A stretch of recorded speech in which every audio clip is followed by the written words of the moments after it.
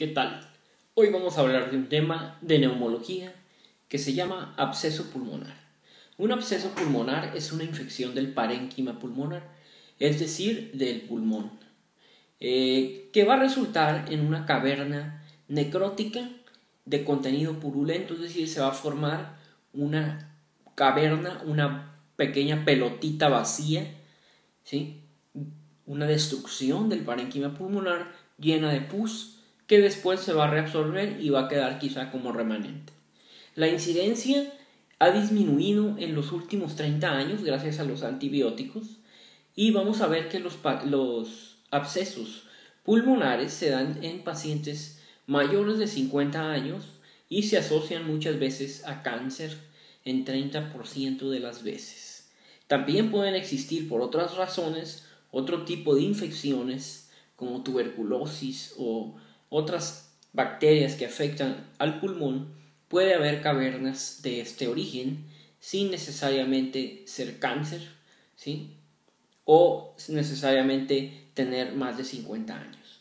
Los factores de riesgo para esta enfermedad son el alcoholismo, desórdenes convulsivos, desórdenes cerebrovasculares, pacientes con secuelas de EBC o de embolia, como le llaman, problemas de dificultad para tragar alimentos, el abuso de drogas, desórdenes del esófago, mala higiene oral, bronquiectasias, que son unas infecciones en los bronquios que tienen mucho pus y mucha flema. Y todo esto, si se fijan ustedes, el alcoholismo, el abuso de drogas, genera un trastorno en la conciencia, ¿sí? Lo que está pasando aquí con estos pacientes es que están aspirando su propio contenido estomacal, su contenido gástrico. Muchas veces en la noche uno regurgita y puede pasar al sistema respiratorio a través de la tráquea y que lleva mucha bacteria, mientras que el pulmón es estéril, no tiene bacterias. El ambiente gástrico sí contiene bacterias, lo cual puede llegar a infectar y pasar al pulmón, creando este tipo de abscesos pulmonares. Los hallazgos y la presentación clínica, generalmente vamos a encontrar un paciente que va a progresar lentamente. Sus síntomas no van a ser claros, son prolongados, muchas veces puede pasar desapercibido, muchas veces se encuentran en una radiografía fortuita que se tomó y se descubre el absceso. Pero dentro de las semanas o meses puede aparecer ya fiebre, calosfríos, mal estado general, sudoración y tos con flemosa con contenido purulento. Es muy frecuente la tos con este contenido o llamado esputo purulento, muy maloliente, ¿sí? Puede haber dolor pleurítico al toser o al hacer un esfuerzo. Puede haber salida de sangre a través de la tos. Puede haber dificultad para respirar. Fatiga, debilidad, puede haber signos también de taquicardia, de aceleramiento del corazón, y vamos a encontrar nosotros al explorar al paciente una zona de matidez en el área del pulmón, y al escucharlo vamos a escuchar estertores gorgoteantes, estertores anfóricos, ¿sí? La etiología o la causa de un absceso pulmonar, la mayoría de los casos es por aspiración, como ya les comentaba. Por lo tanto, puedes seguir de enfermedades periodontales. Los pacientes pueden tenernos datos como signo, como recordábamos en el absceso cerebral. También en este caso pueden ser contiguos a enfermedades de los dientes, a infecciones de los dientes, ya que prácticamente no existen abscesos pulmonares en personas que no tienen dentadura, en los viejitos. Aproximadamente 90% de los abscesos pulmonares se causan por microorganismos anaeróbicos. ¿Qué quiere decir? Que son como especies de bacterioides, Fusobacterium, Peptus, Streptococcus y Actinomycosis, entre otros. En la mayoría de los casos la infección está mezclada. No vamos a decir, ¿sabe qué tiene esta bacteria y esta? Por eso damos antibióticos de amplio espectro. Muchas veces también podemos encontrar Staphylococcus aureus, Escherichia coli, Klebsiella y Pseudomonas. Los pacientes que tienen bajas las defensas pueden adquirir hongos como los Aspergillus, las nocardias, las legionelas, etc. ¿Cómo vamos a hacer el diagnóstico? Los abscesos pulmonares vamos a llamarlos primarios y secundarios. Los primarios se refieren a una infección de microorganismos de la flora normal del huésped y se dan por aspiración o por neumonía. Una infección de neumonía, contiguamente, como les comentaba, en la tuberculosis o en otras infecciones pulmonares, puede en su caso generar un absceso pulmonar y dejar una caverna ahí de remanente. Los abscesos pulmonares secundarios vienen de otras condiciones preexistentes en el paciente, es decir, vienen de infecciones lejanas como infecciones del corazón en la endocarditis. Se va una bacteria y se instala en el pulmón.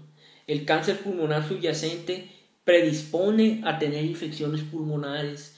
Como hay lesión ahí en el cáncer pulmonar, pues las bacterias fácilmente llegan y colonizan esas heridas.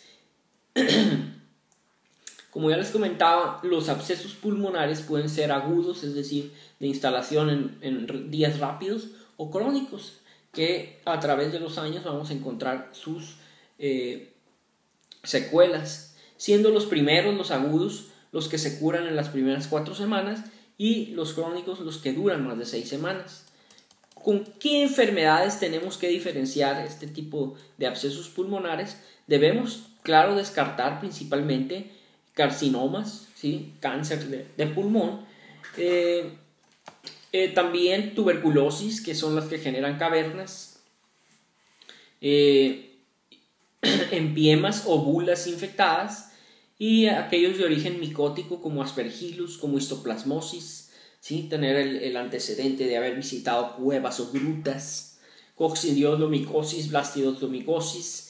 También existen cavernas de origen parasitario como amebiasis y equinococos. También debemos, como ya les comentaba, muy importante descartar un carcinoma pulmonar. Por eso muchas veces se debe de tomar muestra o aspirado del contenido de la caverna, ¿sí?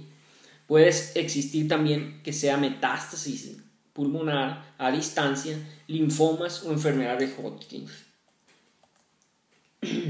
Algunas otras enfermedades más raras, ya del calibre de Dr. House, son la granulomatosis de Wegener, la sarcoidosis, y émbolos pulmonares sépticos. Para iniciar el manejo y el tratamiento de un absceso pulmonar, debemos discernir si es primario o secundario. Como ya decíamos, el primario pues viene ahí de la infección pulmonar, y los estudios de laboratorio casi no van a arrojar pruebas, es decir, puede haber leucocitosis, puede haber etcétera, pero no nos van a decir un diagnóstico. La mayoría de los diagnósticos vienen de los estudios de gabinete, es decir, de las radiografías, de las tomografías, ¿por qué no de una resonancia, etcétera, ¿no? Podemos encontrar leucocitosis en algunos estudios bacteriológicos del esputo con tinción de Gram. Podemos inclusive encontrar flora normal del cuerpo, ¿sí? Entonces hacemos un examen de la flema que tose el paciente y puede no existir nada. Se puede realizar una aspiración transtraqueal o transtorácica para obtener el material purulento, e inclusive utilizar la broncoscopía con fibra óptica, con cepillos y lavados broncoalveolares para tener alguna biopsia, ¿sí? Y descartar o encontrar el microorganismo involucrado. En algunas ocasiones los hemocultivos son positivos, ¿sí? Se toma una muestra de sangre, se deja unos días cultivar y crece una bacteria, y podemos encontrar qué bacteria es y atacarla con un antibiótico que debe ser, ¿no? La mayoría de las veces se utilizan antibióticos para todo, para de una vez estarle bombardeando ahí a la bacteria, ¿no?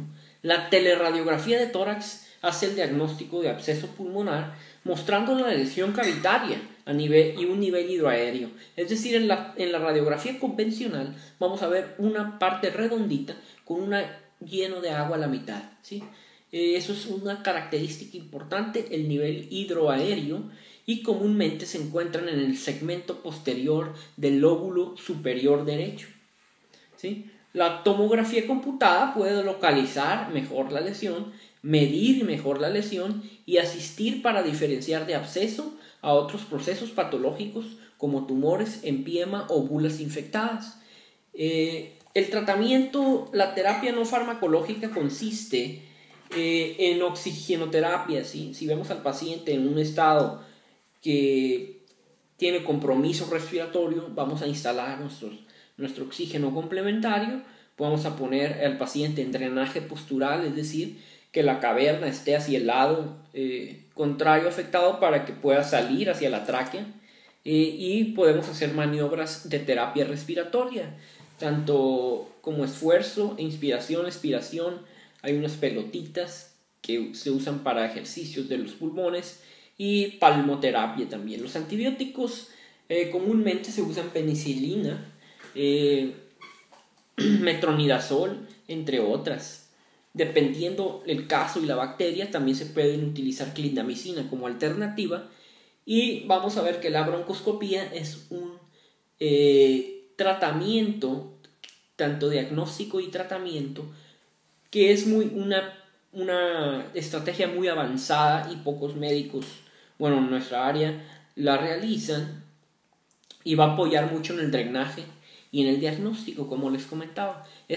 La broncoscopía sería el mejor tratamiento para esto, y se va a dar nada más cuando la antibioticoterapia va a fallar, ¿sí? Podemos dar antibióticos y si vemos que no se quita el absceso, vamos por la broncoscopía. Pero un tratamiento conservador no es mala idea, porque evitas también muchas complicaciones, y vamos a curar al paciente.